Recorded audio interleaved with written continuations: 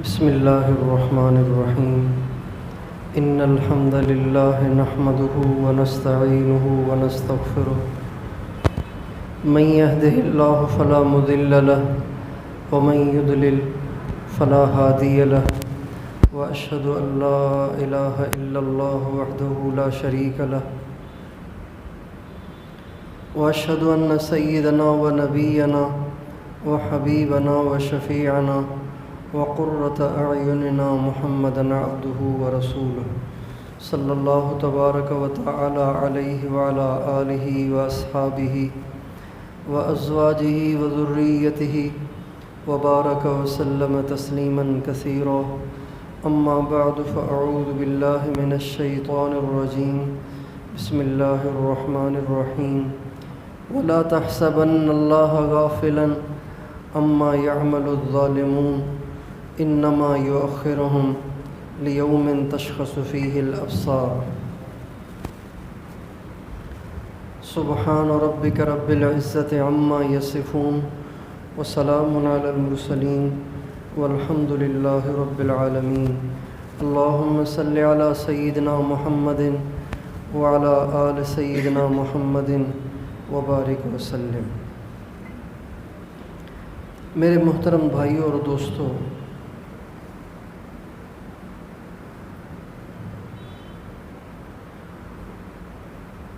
اللہ تعالیٰ نے اس دنیا کو امتحان کی جگہ بنایا ہے،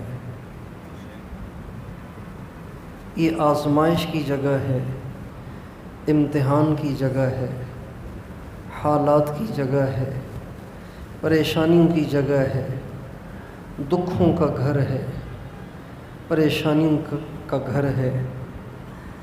دنیا میں کوئی انسان اگر یہ چاہے کہ دنیا میں مجھ پر کوئی دکھ نہ آئے، کوئی پریشانی نہ آئے، تو یہ اس کی بھول ہے، یہ اس کی غلط فہمی ہے۔ وہ دنیا کے سب سے بڑے عہدے پر فائز ہو کر بھی دکھوں سے نہیں بچ سکتا۔ نظر تو یہ آتا ہے کہ جو بڑے بڑے عہدوں پہ فائز ہیں ان کو کوئی ٹینشن نہیں ہوگی، ان کو کوئی پریشانی نہیں ہوگی، لیکن ایسے نہیں ہے۔ ہر انسان کے دکھوں کی نوعیت الگ ہے۔ غریب کے دکھ اور ہیں، امیروں کے دکھ اور ہیں، بے روزگاروں کے دکھ اور ہیں، اور روزگار والے اور عہدیدار اور اقتدار والے، حکومت والے، ان کے دکھوں کی نوعیت اور ہے۔ دکھ یہاں سب پہ آتے ہیں، پریشانیاں یہاں سب پہ آتی ہیں۔ اس لیے انسان کو چاہیے کہ اپنا ذہن بنا لے، ذہنی طور پر تیار رہے کہ یہ دنیا ہے، جنت نہیں ہے، یہ آزمائش کی جگہ ہے۔ یہاں گرمی بھی آئے گی، سردی بھی آئے گی، غم بھی آئے گا، خوشی بھی آئے گی، کوئی کام ہو جائیں گے، کوئی کام نہیں ہو پائیں گے، کچھ ارمان پورے ہو جائیں گے، بہت سے ارمان سینے ہی میں دبے رہ جائیں گے۔ یہ ذہن اگر انسان اپنا پہلے بنا لے تو پھر یہ جو لوگ ڈپریشن میں چلے جاتے ہیں اور ٹینشن لے لیتے ہیں، نفسیاتی مریض ہو جاتے ہیں، خودکشی کرنے پہ تیار ہو جاتے ہیں، زندگی سے بیزار آ جاتے ہیں اور چڑچڑے ہو جاتے ہیں، یہ صورتحال کبھی پیدا نہ ہو۔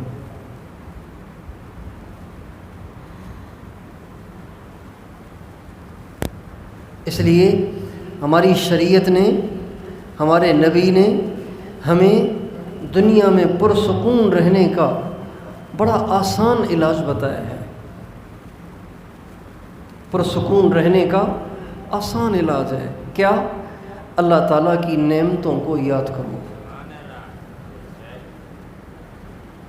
ہمارے نبی نے اماں عائشہ رضی اللہ عنہا سے فرمایا، عائشہ دنیا میں جو تم سے آگے ہوں ان کو نہ دیکھنا ورنہ ناشکری آئے گی، دنیا میں جو اپنے سے نیچے ہوں ان کو دیکھنا تو اس سے جو تم پر نعمتیں ہیں اس کی شکر گزاری پیدا ہوگی۔ اور دین کے لحاظ سے اپنے سے نیچے والوں کو نہ دیکھنا، اپنے سے اوپر والوں کو دیکھنا، تاکہ دین میں اور آگے بڑھنے کا جذبہ اور شوق پیدا ہو۔ ہم لوگ جب پریشان ہوتے ہیں تو جس وجہ سے پریشان ہوتے ہیں وہ ایک ہوتی ہے، دو ہوتی ہیں، تین ہوتی ہیں، چار ہوتی ہیں، پانچ ہوتی ہیں، 10 ہوتی ہیں۔ اس سے زیادہ پریشانیاں تو کسی پہ نہیں آتی۔ بیوی بیمار، ماں بیمار، بچہ بیمار، کاروبار نہیں، قرضہ، یہ تو 5 پریشانیاں ہو گئیں۔ 5 اور بھی ڈال لیں 10 ہو جائیں گی۔ لیکن جس وقت ان 10 پریشانیوں کا ہم واویلا کر رہے ہوتے ہیں اس وقت لاکھوں نعمتیں اللہ کی استعمال کر رہے ہوتے ہیں۔ ڈاڑھ میں درد ہے اور ہم چیخ رہے ہیں، آنکھیں تو ٹھیک ہیں، ہاتھ بھی ٹھیک ہیں، پاؤں بھی ٹھیک ہیں، آنتیں بھی ٹھیک ہیں، چھوٹی آنت بھی ٹھیک ہے، بڑی آنت بھی ٹھیک ہے، معدہ بھی ٹھیک ہے، گردے بھی ٹھیک ہیں، پھیپھڑے بھی ٹھیک ہیں، آرام سے سانس آ رہا ہے اور جا رہا ہے۔ یہ کتنی بڑی نعمت ہے۔ آپ دمے کے مریضوں کو دیکھیں، ہمارے شہر میں ایک ہوتے تھے، فوت ہو گئے، دمے کے مریض ہوتے تھے، تو کبھی کبھی ہمارا اس مسجد میں مشورہ ہوتا تھا، ہفتے وار مشورہ، تو وہ مسجد کے دروازے پہ بیٹھے ہوتے تھے، تو میں ان کو دیکھتا تھا کہ وہ سانس لیتے ہوئے پوری طاقت لگا رہے ہوتے تھے۔ سانس لینے میں پوری طاقت لگا رہے ہوتے تھے، سانس لینے میں اتنا زور لگ رہا ہوتا تھا کہ ان کی رگیں پھول جاتی تھیں، ان کی آنکھیں پھٹ جاتی تھیں، اتنا زور لگ رہا ہوتا تھا سانس لینے میں۔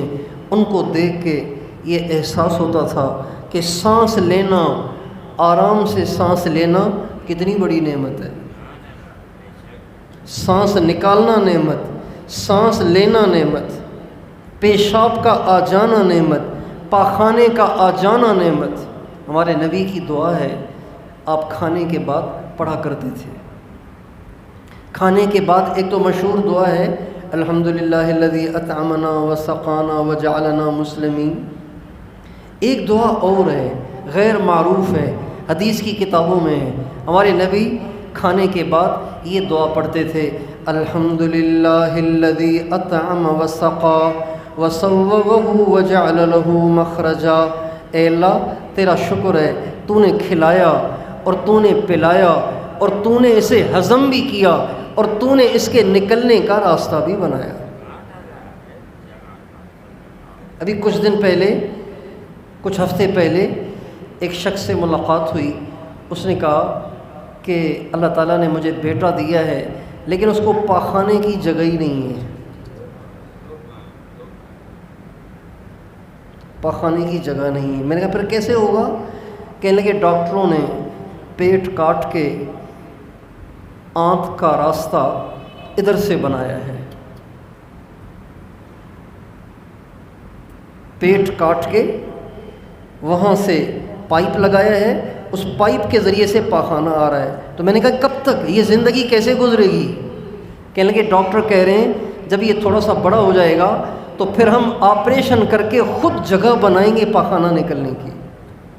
ہمارے نبی فرماتے ہیں وَجَعَلَ لَهُ مَخْرَجًا، اے اللہ یہ بھی تیری نعمت ہے کہ تو نے پاخانہ نکلنے کی جگہ بنائی ہے۔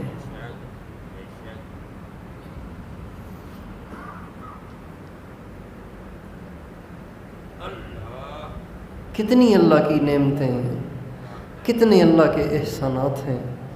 اللہ تعالیٰ فرماتے ہیں وَإِن تَعُدُّوا نِعْمَةَ اللَّهِ لَا تُحْصُوهَا إِنَّ الْإِنسَانَ لَظَلُومٌ كَفَّارٌ۔ اگر تم میری نعمتوں کی صرف گنتی بھی کرنے بیٹھ جاؤ نا، تمہاری زندگیاں کھپ جائیں، تم میری نعمتوں کی گنتی بھی نہیں کر سکتے۔ بے شک انسان بڑا ظالم، بڑا ناشکر ہے۔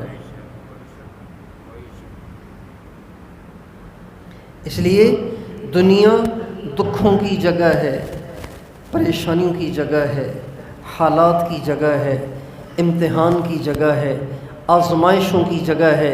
یہاں آزمائش سے کوئی نہیں بچ سکتا، چاہے وہ دنیا کے اعتبار سے بڑا ہو چاہے وہ دین کے اعتبار سے بڑا ہو، چاہے وہ بڑے سے بڑا عہدے دار ہو، چاہے وہ غریب اور مسکین اور فقیر آدمی کیوں نہ ہو، چاہے وہ ایک گرا پڑا گنہگار کیوں نہ ہو، چاہے وہ اللہ کا پہنچا ہوا کوئی کامل ولی کیوں نہ ہو، حالات سب پہ آتے ہیں، پریشانیاں سب پہ آتی ہیں، مصیبتیں سب پہ آتی ہیں۔ اللہ تعالیٰ نے اس دنیا کو امتحان کی جگہ بنایا، ہاں جزا سزا کی جگہ یہ نہیں، وہ اگلا جہان ہے۔ جزا اچھے کام پہ جو ملے اسے جزا کہتے ہیں، برے کام پہ جو ملے اسے سزا کہتے ہیں۔ یہ دنیا جزا سزا کی جگہ نہیں ہے، جزا سزا کی جگہ وہ مرنے کے بعد ہے۔ دنیا تو امتحان کی جگہ ہے۔ سب سے اللہ کے پیارے، سب سے اللہ کے محبوب، سب سے اللہ کے قریب حضرت محمد صلی اللہ علیہ وسلم ہیں، جن سے زیادہ اللہ کے قریب کوئی نہیں ہے، جن سے زیادہ اللہ کو محبوب کوئی نہیں ہے، جن سے زیادہ اللہ کے ہاں کسی کی چلتی نہیں ہے، لیکن ان کی بھی ساری زندگی دکھوں میں گزر گئی، تکلیفوں میں گزر گئی، آزمائشوں میں گزر گئی، امتحانوں میں گزر گئی۔ تنگی کا عالم یہ ہے کہ آپ دنیا سے جا رہے ہیں اور آپ دنیا سے جا رہے ہیں اور آپ مقروض ہیں۔ ہمارے نبی کا جب انتقال ہوا آپ مقروض تھے، ایک یہودی کے مقروض تھے۔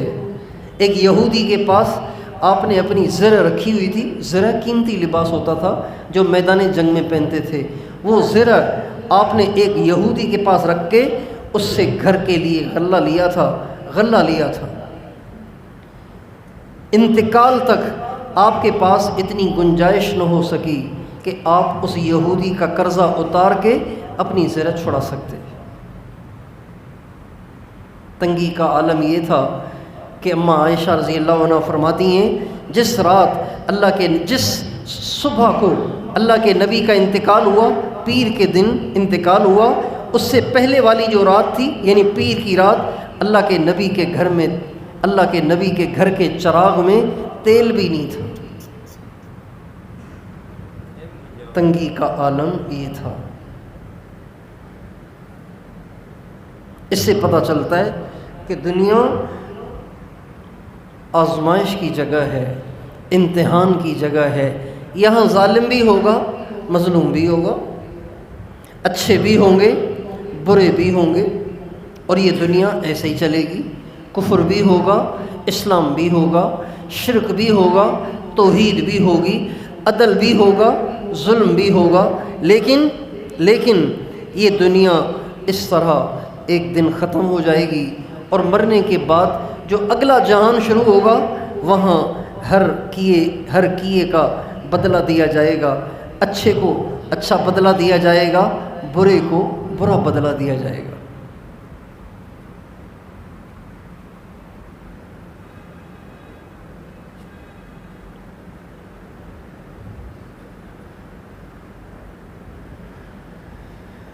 اور اس بات پہ دلیل صرف سرکار دو عالم صلی اللہ علیہ وسلم کی زندگی نہیں ہے، بلکہ ہمارے نبی کے صحابہ اور اہل بیت کی زندگی بھی اس پر شاہد اور گواہ ہے کہ یہ دنیا آزمائش کی جگہ ہے، امتحان کی جگہ ہے، جزا سزا کی جگہ نہیں ہے۔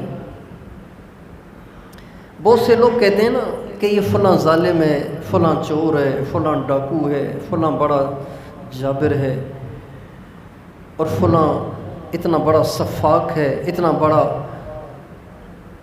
ظالم ہے، تو اتنا لمبا عرصہ اس کو نہیں ہونا چاہیے، اب تو اس کی پکڑ آ جانی چاہیے۔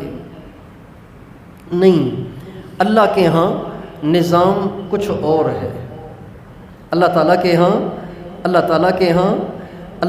ہاں نظام وہ ہے جس کو اللہ بہتر سمجھتا ہے۔ انسان چونکہ جلد باز ہے، اس لیے انسان یہ سوچتا ہے بس جو میں سمجھ رہا ہوں وہ ہونا چاہیے۔ اللہ تعالیٰ کہتے ہیں انسان کا علم بہت چھوٹا ہے، انسان کا علم بہت محدود ہے، اللہ کا علم بڑا وسیع ہے، اللہ کی حکمت بڑی وسیع ہے، اللہ جو کرتا ہے ٹھیک کرتا ہے۔ ہمارے نبی کی دعا ہے، اس دعا کا ایک ٹکڑا ہے، اس دعا میں ایک جملہ ہے جس میں آپ علیہ السلام فرماتے ہیں عدل فی قضاؤک، اے اللہ آپ جو بھی فیصلہ کریں وہ عدل ہی عدل ہے۔ اللہ پاک کا کوئی فیصلہ ظلم نہیں ہے، اللہ تعالیٰ کا کوئی فیصلہ زیادتی نہیں ہے، اللہ تعالیٰ کا کوئی فیصلہ ناحق نہیں ہے۔ اللہ جو جس کے لیے فیصلہ کرتا ہے اس کے لیے وہی بہتر ہوتا ہے۔ انسان کی مثال ایسے ہے جیسے ایک چھوٹا بچہ ہوتا ہے،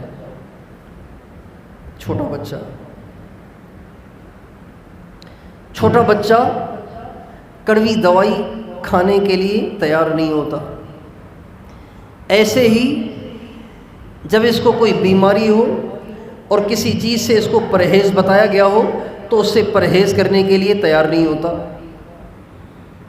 کھانسی لگی ہوئی ہے، گلے آئے ہوئے ہیں اور گلے میں انفیکشن ہو گیا ہے، ساری رات کھانستا ہے، لیکن جو ہی آئس کریم والے کی آواز آتی ہے چیخنا شروع کر دیتا ہے کہ مجھے تو آئس کریم چاہیے۔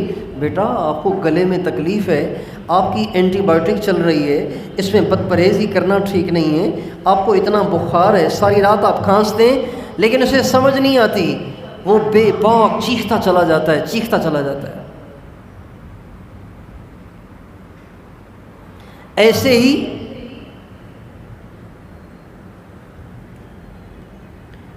کھانا کھانا بچے کی ضرورت ہے، نہانا اور کپڑے بدلنا بچے کی ضرورت ہے، اور وقت پہ کھانا کھانا بچے کی ضرورت ہے، لیکن وہ نہیں کھاتا۔ مائیں پکڑ پکڑ کے کپڑے اتارتی ہیں، پکڑ پکڑ کے نہلاتی ہیں، اور وہ چیختا ہے چلاتا ہے کہ میں نے نہیں نہانا، لیکن ماں زبردستی اس پہ پانی ڈالتی ہے۔ لگا ایسے رہا ہوتا ہے یہ بڑا مظلوم ہے، بیچارہ کتنا چیخ رہا ہے، اور یہ ماں بڑی ظالم ہے، اتنا چیخ رہا ہے لیکن اس میں کوئی رحم ہی نہیں آ رہا۔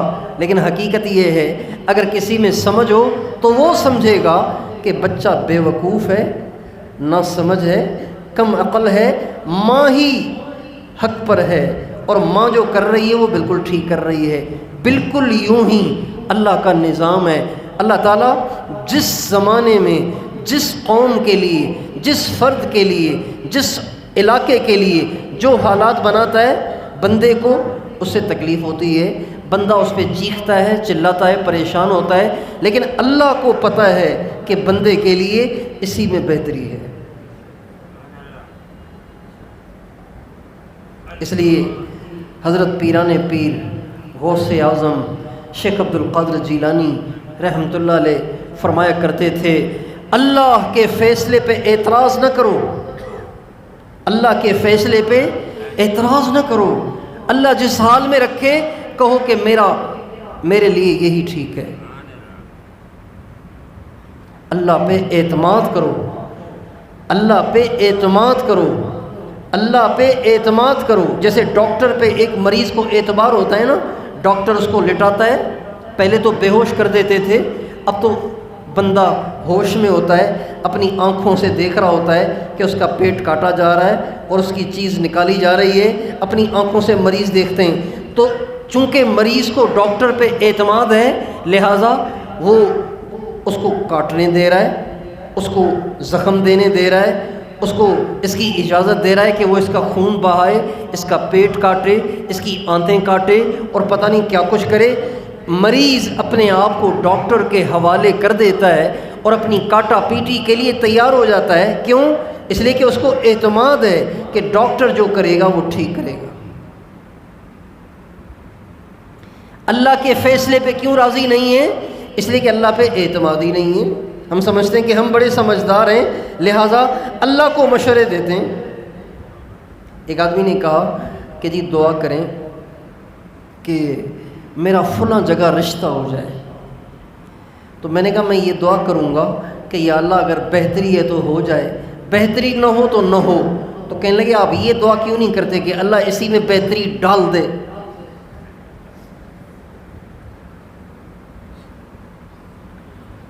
اللہ کو مشورے اس لیے دیتے ہیں کہ اللہ پہ اعتماد نہیں ہے، اللہ پہ اعتماد نہیں ہے۔ اللہ کی رضا میں راضی رہنا یہ ولایت کا سب سے اونچا درجہ ہے، اللہ کی رضا میں راضی رہنا۔ بخار آ گیا ہے تو اب یوں نہ کہو یوں کیا تھا نا اس لیے یوں ہو گیا ہے، یوں نہ کرتا تو یوں نہ ہوتا، یوں نہ کہیں بلکہ کہیں جس میں اللہ کی رضا۔ چوٹ لگ جائے یوں نہ کہیں وہاں سے آتے نا تو زیادہ ٹھیک تھا، یہاں پہ کھڈا تھا اس لیے چوٹ لگ گئی، یوں نہ کہیں بلکہ کہیں جس میں اللہ کی رضا۔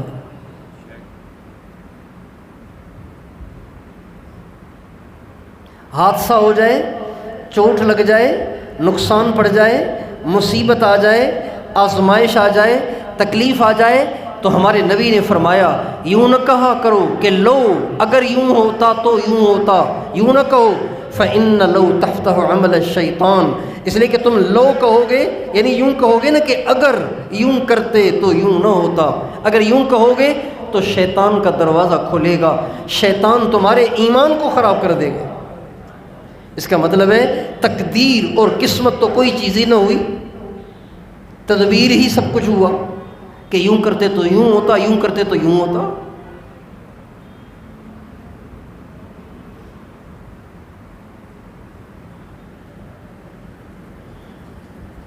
حدیث قدسی میں اللہ تعالیٰ فرماتے ہیں من لم یرض بقضائی ولم یصبر علی بلائی فلیلتمس ربا سوائی۔ اللہ تعالیٰ فرماتے ہیں جو میرے فیصلے پہ راضی نہیں ہے اور میری مصیبت پہ صبر نہیں کرتا،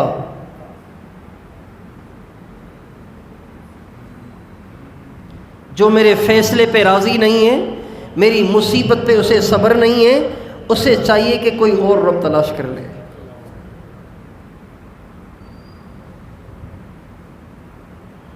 اس کا مطلب یہ ہوا کہ اللہ وہ کرے جو ہم کہہ رہے ہیں، یعنی اللہ پاک کو اپنی مرضی پہ لانا چاہتے ہیں۔ دو صحابہ آپس میں بیٹھے ہوئے تھے،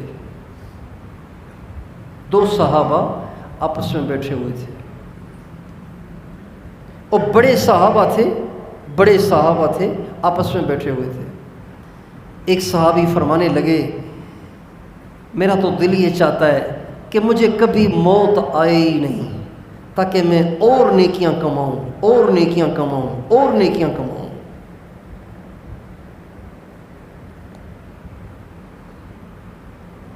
اور اللہ کو راضی کروں۔ دوسرے صحابی کہنے لگے میرا تو دل چاہتا ہے کہ آج ہی چلا جاؤں تاکہ اللہ سے ملاقات ہو جائے۔ اوپر سے امام حسن آ گئے۔ امام حسن حضور کا لختے جگر ہیں، انہوں نے بتایا کہ یہ یوں کہہ رہے ہیں میں یوں کہہ رہا ہوں۔ فرمانے لگے لیکن میں تو نہ جینا چاہتا ہوں نہ مرنا چاہتا ہوں جس میں میرے رب کی رضا ہو۔ تو دونوں کہنے لگے آپ زیادہ ٹھیک ہیں۔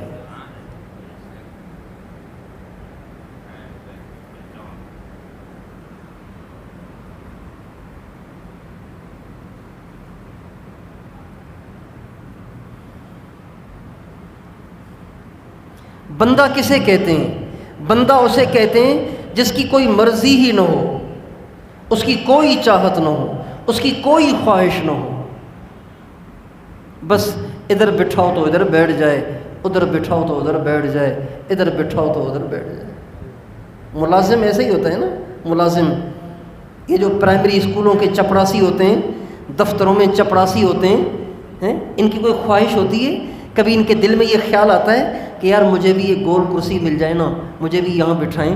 اگر افسر نے اس کو اسٹول پہ بٹھایا ہے تو وہ یہ نہیں کہے گا صاحب آپ خود تو گول کرسی پہ بیٹھے ہوئے ہیں اور مجھے آپ نے اسٹول پہ بٹھا دیا ہے، کم از کم کوئی پلاسٹک والی کرسی میرے لیے رکھوا دیتے یار، کبھی بھی نہیں کہے گا۔ کیوں؟ اپنے آپ کو سمجھتا ہے کہ میں ہوں ہی چپڑاسی، ملازم ہی تو ہوں، لہٰذا مجھے کیا مجال کہ میں یہ خواہش کروں کہ جی میرے لیے کرسی رکھو اور میرے لیے صوفہ رکھو اور میرے لیے یہ رکھو اور وہ رکھو، چونکہ ہوں ہی گھٹیا درجے کا، آخری درجے کا ملازم، لہٰذا جہاں بٹھائیں گے وہیں بیٹھ جاؤں گا، جو کھلائیں گے وہی کھا لوں گا، جو پلائیں گے وہی پی لوں گا۔ بس یہی حال ایک بندے کا ہونا چاہیے جب انسان کے اندر ابدیت کی شان ظاہر ہوتی ہے، جب وہ اللہ پاک کے قریب ہوتے ہوتے مقام ابدیت پہ پہنچتا ہے تو پھر اس کی اپنی ساری مرضیاں ختم ہو جاتی ہیں اور وہ کہتا ہے میرا رب مجھے جس حال میں رکھے میں اس حال میں راضی ہوں۔ وہ یہ نہیں کہتا اللہ مالدار بننا چاہتا ہوں،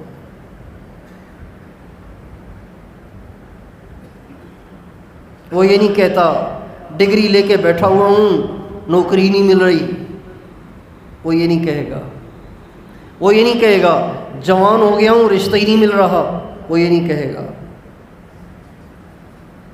وہ یہ نہیں کہے گا 15-20 سال ہو گئے شادی ہو گئی ہے اولاد ہی نہیں ہو رہی، وہ یہ نہیں کہے گا، شادی ہو گئی ہے 5 لڑکیاں ہیں لڑکا ایک بھی نہیں ہے، وہ یہ نہیں کہے گا، وہ کہے گا جس میں میرے رب کی رضا۔ حضرت ابراہیم علیہ السلام کو جب آگ میں پھینکا جا رہا تھا، جب آگ میں پھینکا جا رہا تھا تو فرشتوں نے آ کے کہا ابراہیم کوئی ضرورت ہے تو ہمیں بتا دو، بہت خوفناک آگ ہے، آپ جل جائیں گے، تو آپ ہمیں فرمائیں نا۔ ایک تھا بارش کا فرشتہ، ایک تھا ہوا کا فرشتہ، بارش والے نے بھی کہا اور ہوا والے نے بھی پیشکش کی، لیکن دونوں کی پیشکش کو ٹھکرا دیا اور فرمانے لگے ابھی فی الحال آپ کی مجھے ضرورت نہیں ہے۔ تو کہنے لگے پھر کس کی ضرورت ہے؟ کہنے لگے اس کی ضرورت ہے جس کے لیے پھینکا جا رہا ہوں۔ تو کہنے لگے پھر اس سے بھی مانگے تو صحیح نا، آپ تو خاموش خاموش جا رہے ہیں آگ کی طرف۔ کہنے لگے علمہ بحالی یکفینی عن سوالی، علمہ بحالی حسبی من سوالی۔ وہ جانتا ہے کہ نہیں کہ ابراہیم کو آج ڈالا جا رہا ہے؟ جب اسے پتہ ہے تو میں کیوں کہوں کہ مجھے بچاؤ،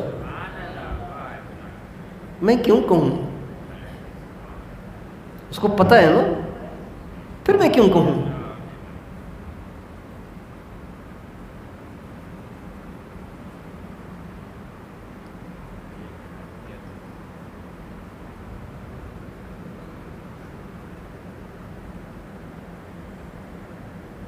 علمہ بحالی حسبی من سوالی، حسبی ان سوالی۔ اس کو پتہ ہے نا کہ میں آج آگ میں پھینکا جا رہا ہوں، بس یہ کافی ہے۔ اب اسے بچانا ہوگا تو بچائے گا، نہیں بچانا ہوگا تو ابراہیم جلنے پر راضی ہے۔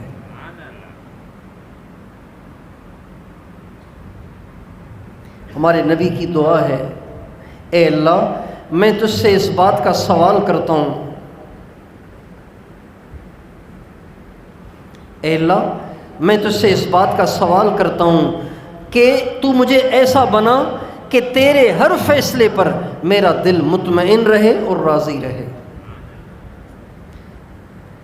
یہ بات ہمارے نبی نے کئی دعاؤں میں مانگی ہے۔ ملا علی قاری رحمۃ اللہ علیہ نے جو کتاب لکھی ہے دعاؤں کی، اس میں ہمارے نبی کی دعاؤں کو جمع کیا ہے، جو دعائیں ہمارے نبی نے مانگی ہیں ان کو جمع کیا ہے، اس کا نام ہے الحزب الاعظم۔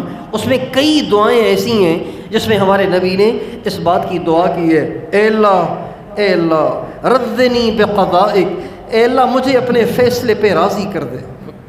اور ایک دعا میں اللہ کے نبی نے کہا ہے اللہم انی اسألک الصحہ والعفہ والامانۃ وحسن الخلق والرضا بالقدر۔ اے اللہ صحت دے، صحت دے، اے اللہ پاک دامنی دے، مجھ سے کوئی ایسا کام نہ ہو کہ جس سے دامن داغدار ہو جائے،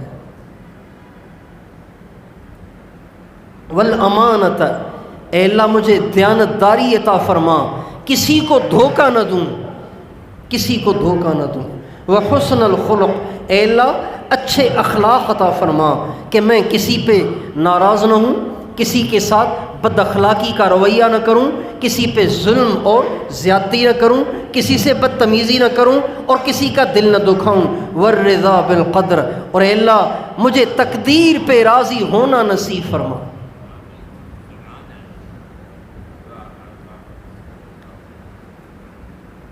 زندگی کا سارا سکون اس کے اندر چھپا ہوا ہے، سارا سکون اس میں چھپا ہوا ہے، بس جس میں اللہ کی رضا۔ اگر انسان اپنا ذہن بنا لے، دیکھیں دنیا میں انسان پریشان ہوتا ہے دو باتوں کی وجہ سے، دو باتوں کی وجہ سے ہمیشہ جو ٹینشن لاحق ہوتی ہے وہ دو باتوں کی، ایک تو یہ کیوں ہوا، یہ کیوں ہوا ایک، اور دوسرا یہ کیوں نہیں ہو رہا، یہ دو، یہی دو ٹینشنیں ہیں، اس کے علاوہ کوئی تیسری ہے؟ کوئی تیسری ہے؟ آپ دنیا کی ساری ٹینشنیں، افکار اور غم اور دکھ جمع کریں، وہ یا تو اس زمرے میں آئیں گے یا اس زمرے میں آئیں گے، ان میں یا تو یہ ہوگا کہ یہ کیوں ہوا یا یہ ہوگا کہ یہ کیوں نہیں ہو رہا، اس میں یہ سارے غم آ جائیں گے۔ لیکن اگر یہ یقین ہو جائے، انسان کا دل اس بات کو تسلیم کر لے کہ اللہ نے نہیں چاہا اس لیے نہیں ہوا، اللہ نہیں چاہتا اس لیے نہیں ہوا، اور یہ کیوں ہو گیا ہے؟ اللہ کا حکم ہو گیا ہے اس لیے ہو گیا ہے، اللہ نے کہا ہے اس لیے ہوا ہے، تو اللہ نے کہا ہے ٹھیک ہے جی۔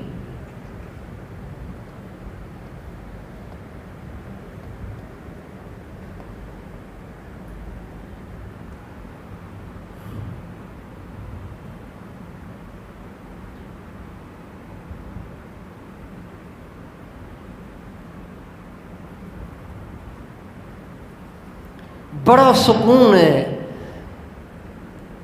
اس بات میں کہ انسان اپنا یہ ذہن بنا لے کہ یہ دنیا جزا سزا کی جگہ نہیں ہے، یہ آزمائش کی جگہ ہے۔ اس لیے میرے دوستو، اللہ کی رضا میں راضی رہنا ہی ابدیت ہے، اللہ کی رضا میں راضی رہنے میں ہی بڑا سکون ہے۔ اللہ جس حال میں رکھے کہو لبیک، میرے رب میں حاضر ہوں۔ دعا ضرور کرو، دعا ضرور کرو، دعا ضرور کرو، لیکن دعا میں جو مانگا جا رہا ہے وہ نہ ملے تو نا امید نہ ہو، بلکہ اس کو سمجھیں کہ اللہ کی رضا اسی میں ہے، اس میں زندگی کا بڑا سکون چھپا ہوا ہے۔ تیار ہیں انشاءاللہ؟ اللہ کی رضا میں ہمیشہ راضی رہیں گے انشاءاللہ۔ اللہ جس حال میں رکھے، یوں نہ کہو یہ نہ ہوتا وہ نہ ہوتا، یہ کیوں ہوا وہ کیوں ہوا، اللہ جس حال میں رکھے اس حال میں اللہ سے راضی رہنے کی کوشش کریں۔ پریشانی ہو تو رو رو کے اللہ کو سنائیں، اللہ کمزور ہوں، برداشت نہیں ہو رہا، مہربانی کر، آسانی کر۔ اللہ تعالی ہم سب کو اپنا سچا بندہ بننے کی توفیق عطا فرمائے۔